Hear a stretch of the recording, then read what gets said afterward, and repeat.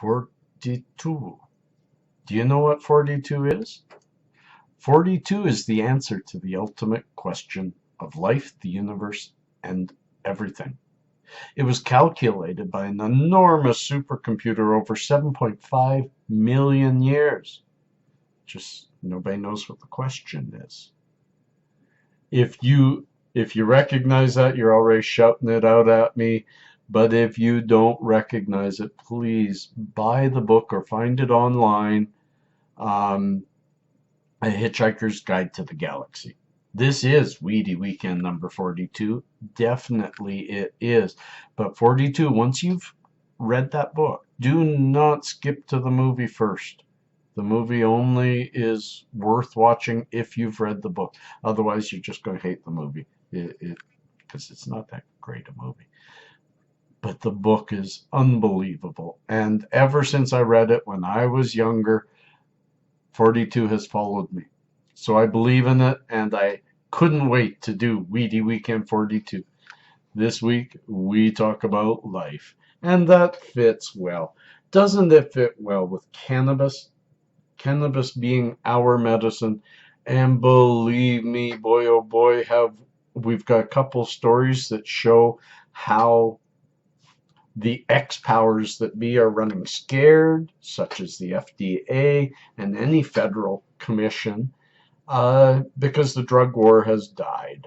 It is, as far as I'm concerned, officially dead. Just the players haven't laid down their guns.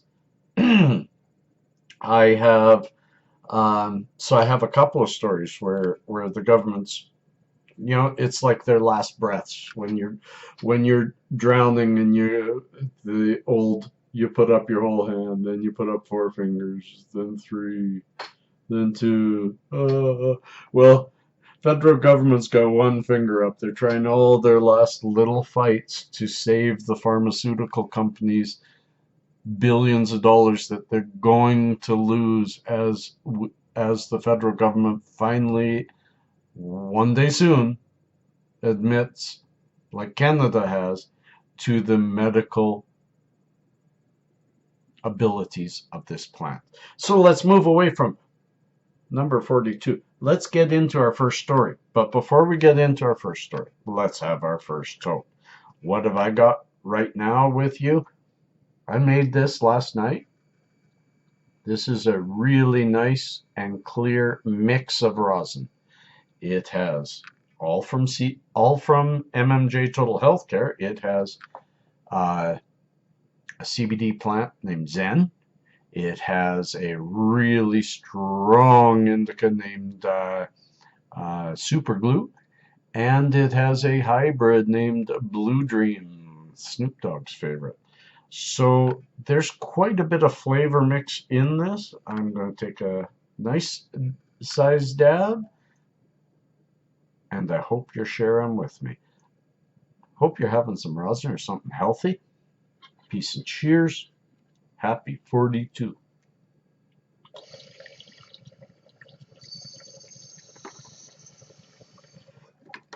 So nice to have Irie back. Such a clean pull that there's so little cough, so little drag on the lungs, and that's what we want to do. So story number 1 is one that hits really home, and in fact, as I dig more into this story, I may be doing a separate video strictly on the endocannabinoid system and fibromyalgia. I'm going to ask that any of you that know somebody that suffers from fibro, male or female, that you either read this to them, pass it on, or do something with this. This is important. A decade ago, fibromyalgia, half the doctors you would see would say it's a fake illness. It's just people with a lot of pain that are trying to blame it on something. But in the past 2 or 3 years, fibromyalgia has moved from a malady to a actual disease that has actual treatment. But what they have found is there's only one drug that is treating it accurately and completely, which is leading to my next point, and that is cannabis. Why? Because it's starting to see, even though that they have determined that fibromyalgia is a broken system of this. Let me just bear with me because I'm trying to make this follow a pattern. The symptoms include chronic pain with specific tender points, widespread stiffness in the muscles, headaches, fatigue, sleep disturbances, irritable bowel syndrome, depression, and low mood. That's some of the major symptoms which I suffer from on a daily basis.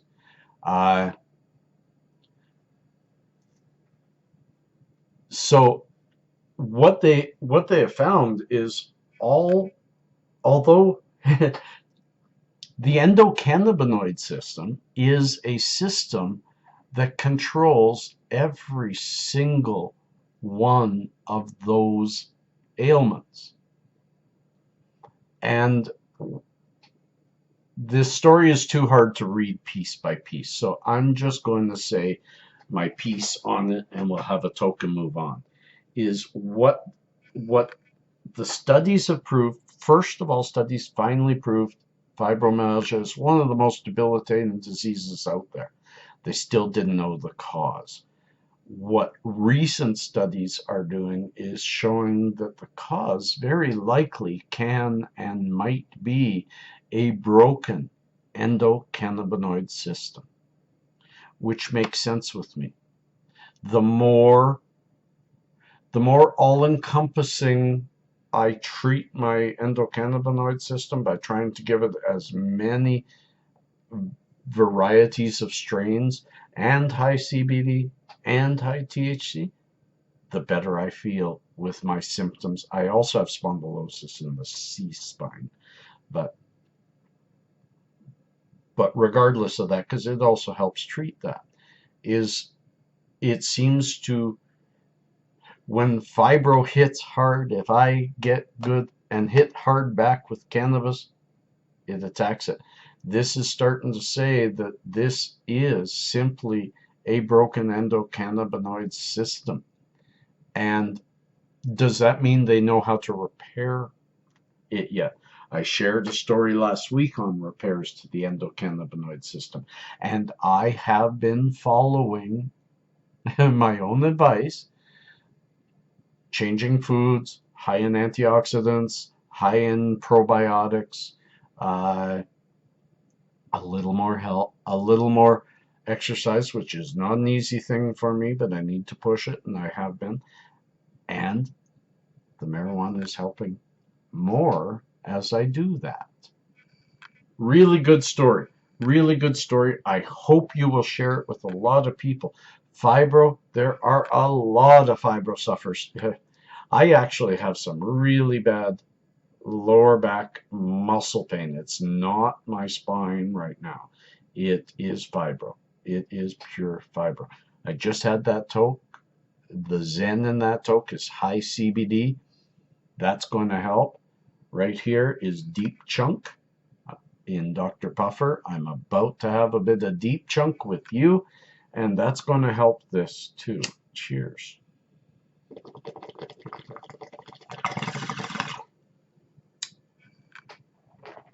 Always make it burn.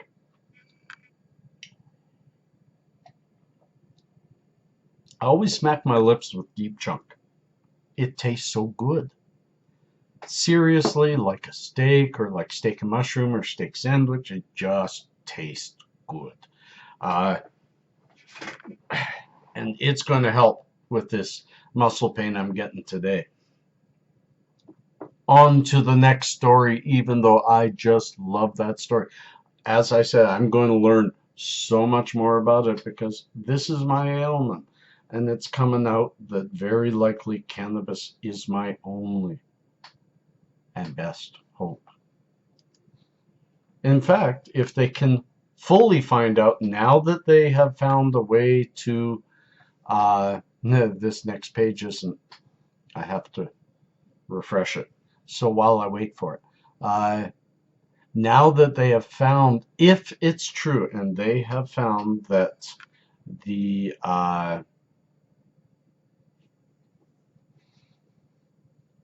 don't know why this is happening. I may have to skip one story. We'll see what happens as I wait for this. And I lost where it was. Yeah, if they find that a broken endocannabinoid system is for sure the cause of the disease fibromyalgia, then there can be funding into how do we better fix.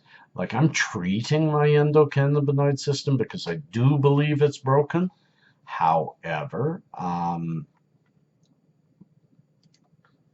there is no out and out, this is how you do it. The next story, finally it loaded from Inquisitor. I do not like this website, but I will be linking it because I like the story. But be careful, it's got so many pop-ups and, do you like this? No thanks, click this. I just cannot stand websites like that. People who create websites like that are doing a disservice to the rest of us who believe in proper programming of a website for the reader, not for the writer. Now, this next story is about DNA and how they're finding that, well, let me read this. Summarizing the scientific jargon. DNA operates through making proteins. However, the protein-making capabilities of DNA can be halted through a number of factors, such as UV radiation, viruses, toxins, and others. Cannabis seed and oil has the right ingredients along with the right amount to repair DNA damage. It's really, really neat. Now, this one is pointing it at hemp oil. And I'm going to keep saying this as long as I can. Hemp is just simply another cannabis plant. Hemp has THC, so minute. It has CBD, fairly. It's there. Cannabis indica, cannabis sativa, cannabis ferolis, I forget the last one. It's a Russian one. Produce it better. It doesn't matter where your CBD oil comes from. The important thing is it's CBD. But more importantly than that, I believe hemp was not made for medicine. Hemp was made for all the other things that we can use it for. That's why it's low in its medicine, but it's still part of that plant structure. Phenotype. Hemp is for building. Hemp is for powering our vehicles, gas. Hemp is for food. Hemp is for so many wonderful things. But since we're extracting from that hemp CBD oil, take that CBD oil from where it grows better in hemp's bigger sister, indica or sativa. Pull the CBD from there. Bring the THC with it. Bring the CBNs and CBGs. Bring the THCVs and A's. This is important. Getting all the plant together and understanding that. That's why, although I'll always point that out in these articles, is neat little ways that they're trying to skirt the issue of, they're trying to extol the virtues of CBD while hiding where it really comes from. And the more we just be honest and say, it's pot, people, and it's medicine. period. Let's move on. I have. Yeah, see, my shockwave just crashed on every single page. And so I'm going to have to refresh every page as I go along. That one went quick. But we're always going to have a toke between. So to the weed smokers getting better DNA because our DNA is getting repaired consistently, let's move on. Cheers.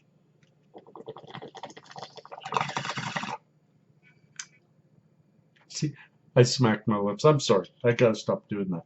It just tastes good. I don't do that after every toke. I really like deep chunk in its flavor. I wish it would squish better for rosin because the rosin tastes even better, but you lose so much.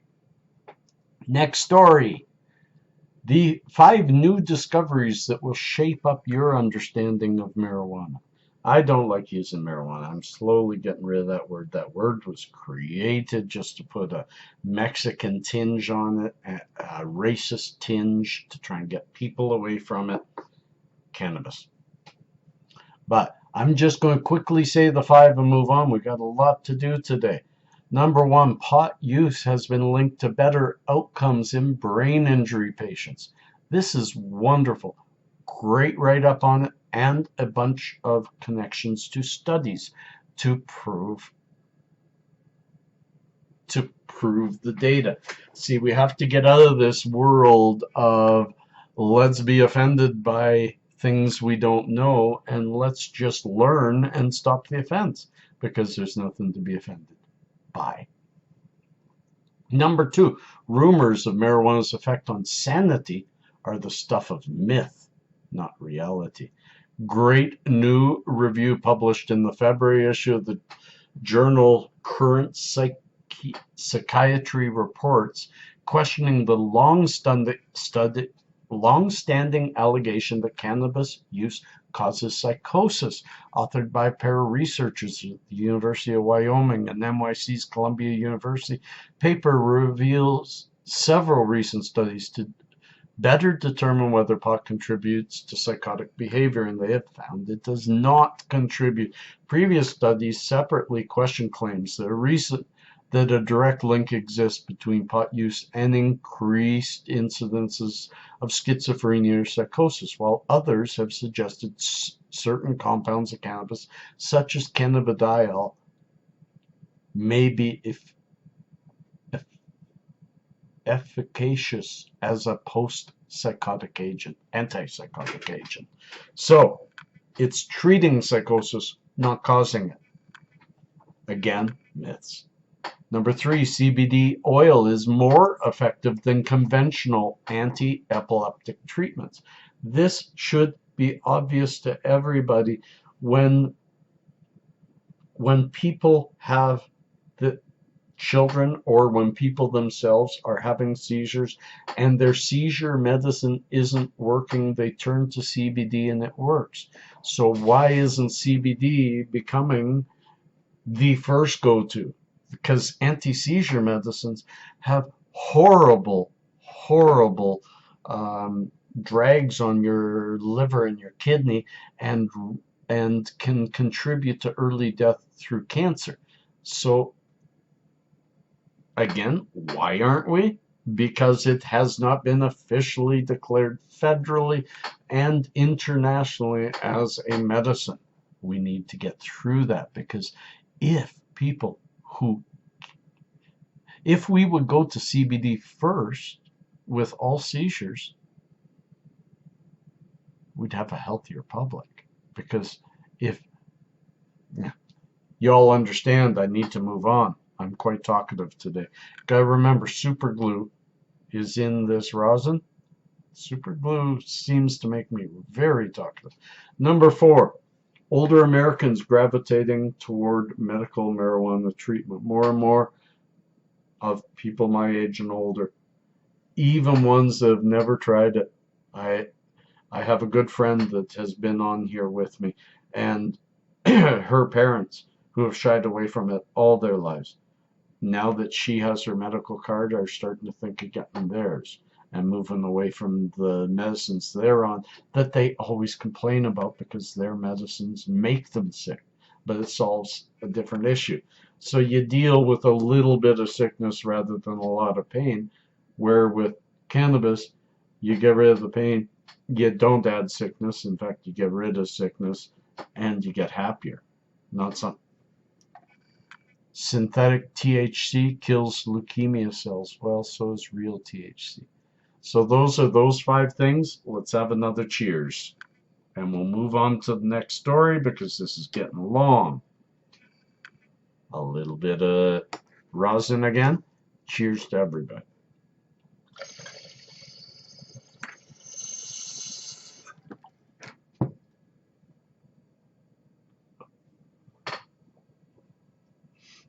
I really, really like rosin.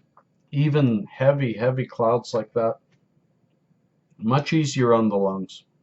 The flavor is so much sweeter. And by putting that Zen in there, I'm finding my appetite strong all day.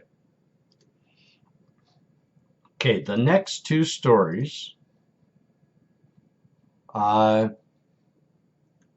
linked only in the fact that it shows a government that's in their final throes of drowning in the war on drugs. This one is meet nuns growing marijuana. 2 nuns in California have a little grow up where they are turning the plants into topical oils. They are growing I think only CBD. Remember, CBD plants have THC, just not a lot of it. Wow, my shockwave is crashing like crazy today. Anyways, doesn't matter. I know the story. They launched the business 6 months ago. They're sell out all the time. They're promoting this for pain. They're doing it to help people. That's all they're doing it for. And 200 people or more turned out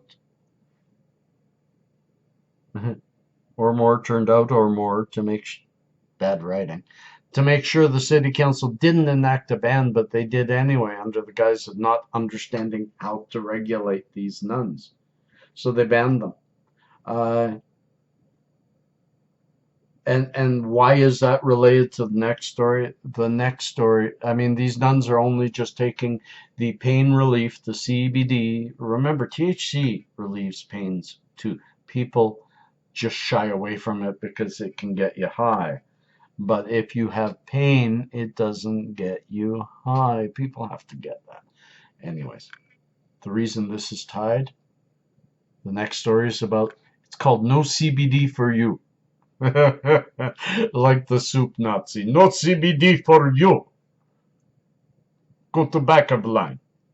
The FDA is threatening legal action against CBD companies. There are quite a few companies out there and I'll attach the story where the US FDA has sent them letters and said that you're not really allowed to be selling this because you're claiming it has health benefits. And therefore it's a new drug and it doesn't fit into all these categories and you're just not allowed to do it. This is definitely the throes of a government saying, where else can we slow this down? Our pharmaceutical companies are lobbying us like crazy. They're throwing extra boats and prostitutes and everything else at me. I've got to keep this stuff from being legal. How do I do it? Oh, let's get the FDA to start to slow it down. Let's tell them, oh, hold it, you haven't proved that health benefit. Yes, there's legislation, there's legalization all over the place, and countries all over the place looking at the medicinal properties of it. The FDA is the one that should be up on the stand saying, why should they exist? Why did they allow a drug this important in the health and welfare of our people? Why did they, who are supposed to work for us, allow that drug to stay under the counter while they allow very high bad side effect drugs to enter the market? And depending on how much money can be made, depends on how much research goes into it. I don't think there's any drug out there that has more research than marijuana proving it as medicinal. Shame on you, FDA. Shame, shame, shame. And shame on you, federal government, for the sneaky behind the doors trying to slow this down a bit more so you can get a couple more votes from your lobbyists. Shame on you. I'm going to have a toke to that. And for that one, I'm going to have some sugar wax. Sativa, yeah, I don't do it too often, but I'm feeling pretty good today. And you know what? In a little while, I'm going to have some edibles. It's almost 1. I'm going to have the brownies I made yesterday. Please check my, if you didn't see, check my my channel. I made brownies yesterday. They turned out beautiful, very strong. I had a whole one yesterday. Today I'll have a half. Cheers.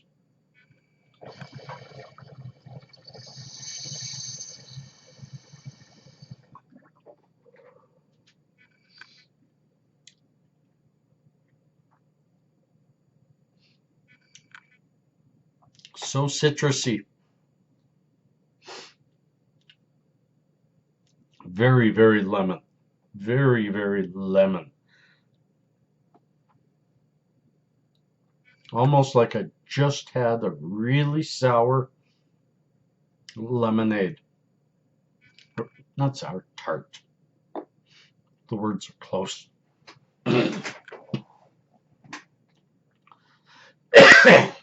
And what's our next story? Sorry about the rant. You'll always know me to get emotional. When it comes to the government stepping in the way of medicine, people die from pain. And I'm sorry, as a person who feels pain all day, every day of my life for 30 years now, when our government, who's there to do our bidding, isn't doing our bidding, just makes me really mad. Next story. Using marijuana to treat heroin addiction. This is a really good study. Participants who smoked marijuana had less difficulty with sleep and anxiety and were likely to remain in treatment as compared to those who were not using marijuana, regardless of whether they were taking dronabinol or placebo, said the authors of the study. So the study used placebo too. Didn't matter. What happened is you use marijuana to get yourself off of something, you're going to increase your chances. I'm using it to get off of Cipralex, and I'm almost over it. I talked about that yesterday. So I can speak to this from a very personal standpoint. When I posted this, I said not only will it help with heroin, it helps with any addiction, the release from any addiction. And a good follower, peace, cheers, said, well, maybe not cigarettes, because I've tried to quit smoking cigarettes many times. Yeah. When something is presented as a generality, there will always be specific situations, personal and specific situations that counteract the generality. Does not negate the generality. There will it's just understanding that it will help most people. When I state these generalities, please, everybody, don't take them as universalities. I'm not saying it's universal. It will not help everybody, and it will not help with every addiction. But it can help anybody, and it can help with any addiction. It helped strongly with my release from nicotine. 8 years ago, I quit. I promised if I ever had another kid, because I felt so bad about raising my 3 kids with me smoking in my house around them. I can't believe it's like us. I'm going on so many tangents, but so I said if I ever had another kid, I'd quit smoking. So February 25th, 2008, I was told that I got another baby coming. I was actually told February 17th. It took me till the 25th. Finally, on the 25th, I threw away the last of my cigarettes, and I said, I'm not going to do it again. I used marijuana to help me through that time. I actually wasn't smoking very much at all then, marijuana. I increased my marijuana use for a little while. I got off the cigarettes. I can say right now, I don't think that I will ever go back. I think I made it. So generally, it'll help. You'll have situations where it won't help. I'm not telling you to do anything. I'm only giving you information. Now, I have one last story, so let's have another bite of the sandwich. Cheers.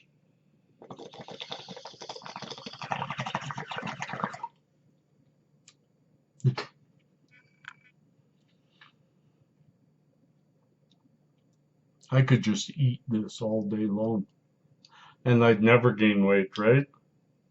Smoke's in to make me hungry. Smoke the deep junk to satisfy the flavor, at least, of eating. We move on to the next story and the last story. It's a really good story. It's called Confessions of a Stoned Suburban Soccer Mom. I really like it because it kind of fits with everything I've been sharing for a long time about the stigma of marijuana and where it still is in society, and that the stigma is backwards as compared to alcohol when it shouldn't be. It should be the other way.